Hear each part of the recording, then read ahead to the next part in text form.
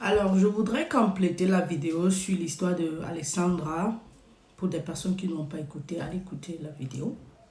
Donc, je voulais dire que moi, j'ai parlé à la fille, je lui ai dit qu'il faut faire une activité, mais je n'ai pas tenu compte du fait que peut-être elle ait fait les études parce qu'elle ne m'en a pas parlé. Alors, je voulais lui dire dans cette vidéo que si tu as fait les études, ma chérie, et que tu peux utiliser tes études depuis la maison, il faut le faire. Je prends un exemple sur moi ou sur une autre fleur qui m'a contactée. Elle, par exemple, elle m'avait dit qu'elle avait toujours eu l'idée de faire les détergents pour les assiettes. Et donc, elle avait la connaissance. Après, dans cette situation de solitude et de tristesse qu'elle vivait, je lui avais dit, il est donc temps pour toi de fabriquer ces savons. Je te donne 2 ans. Tu pourras distribuer dans les supermarchés. Et au bout de 3 mois, elle m'a présenté son premier savon. Pour te dire que ça se fait. Moi, je suis infirmière. Pendant que je suis en train d'accoucher, parce que j'ai déjà fait 3 maternités, je ne reste pas à la maison à ne rien faire. Je suis en train de vous conseiller, vous sensibiliser. Peut-être ça ne rentabilise pas encore ou pas pour l'instant, mais chaque fois je m'accroche à ça et puis c'est une force quoi. J'applique ce que je connais et du moins, je vais dire quoi, je suis accroché à quelque chose, ce qui fait que même si quelqu'un m'humilie ou on me dit quoi autour, ça ne peut pas trop m'affecter parce que je suis occupée dans la tête.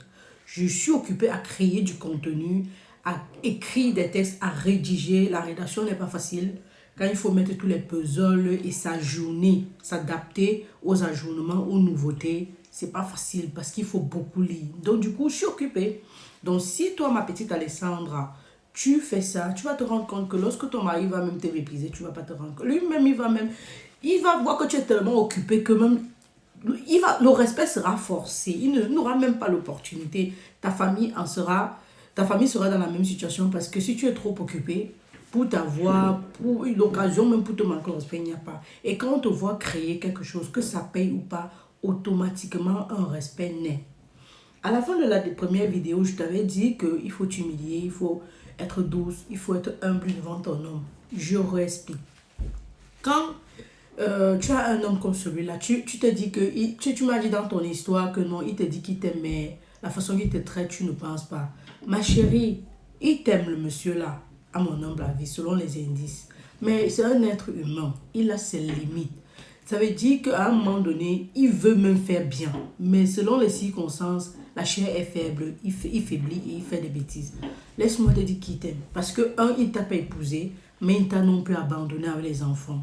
Il s'occupe de toi, même s'il ne te donne pas le ciel, il te donne peut-être en fonction de ses moyens.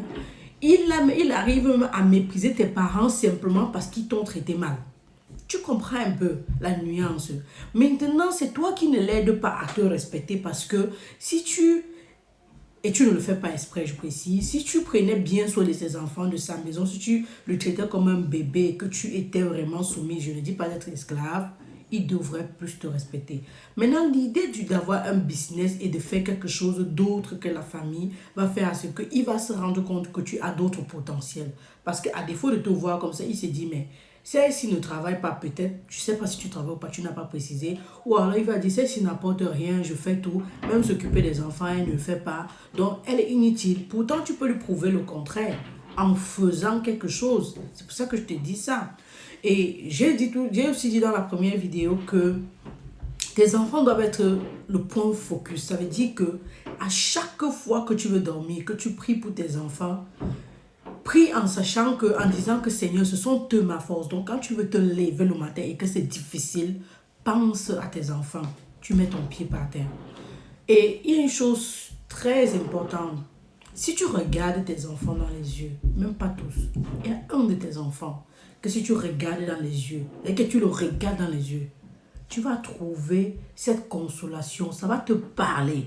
Tu vas comprendre combien il est important de prendre soin d'eux. Comme tu vois là, les enfants là, c'est ta vie, c'est ton avenir, c'est tout. Je ne dis pas qu'ils vont te construire les maisons, non. Ce sont eux qui vont déterminer ton existence. Si tu ne prends pas soin d'eux aujourd'hui, tu vas regretter. Mais comme je t'ai dit, tu ne fais pas ça parce que tu veux, c'est parce que tu souffres. Et c'est pour ça qu'il faut guérir. Théoriquement, en tant qu'infirmière, je t'aurais dit rencontre un psychologue parce que c'est pas mon domaine de compétence. Mais en théorie, tu n'as pas besoin d'un psychologue. Tu as besoin d'aide. Donc, si possiblement, tu pouvais m'avoir ton mari pouvait avoir assez d'argent ou toi, tu pouvais avoir de l'argent pour chercher une nounou qui va venir te donner de l'aide 2 à 3 heures par jour, ça t'aurait aidé. Ou même peut-être une femme de ménage qui va te donner de l'aide, ça t'aurait aidé. Mais comme tu m'as raconté ton histoire et tu ne m'as pas donné ces détails-là, je suis allée sur la base que tu ne peux pas te permettre et que tu n'as pas assez d'argent. Mais si à jamais tu as de l'argent et tu as les possibilités de le faire, fais-le, tu ne vas pas regretter. Et donc maintenant, en résumé, tu t'arranges à ne plus être enceinte parce que le monsieur ne t'a pas épousé. Et si à jamais pas la force des choses, la pression de sa famille, il décide de te laisser aujourd'hui, tu vas plus souffrir avec 2 enfants. Et donc, la prière, c'est la force. Je t'ai dit de prier. Moi, je suis chrétienne. Toi, peut-être tu crois en tes ancêtres. Je ne sais pas en qui tu crois. Ou peut-être tu es musulmane. C'est ce Dieu-là que tu dois prier. Mais il faut que tu lui parles. Il faut que tu l'appelles tout le temps. Parce que lui, c'est une force suprême. Moi, je crois en lui. Et ma chérie, je ne te mens pas. Si tu faisais... Tu vas voir les effets dans ta vie. Ouais, qui te parle? Tu es une fleur, non? Ah, tu n'as pas confiance en la down, la santé. Ah. Maintenant,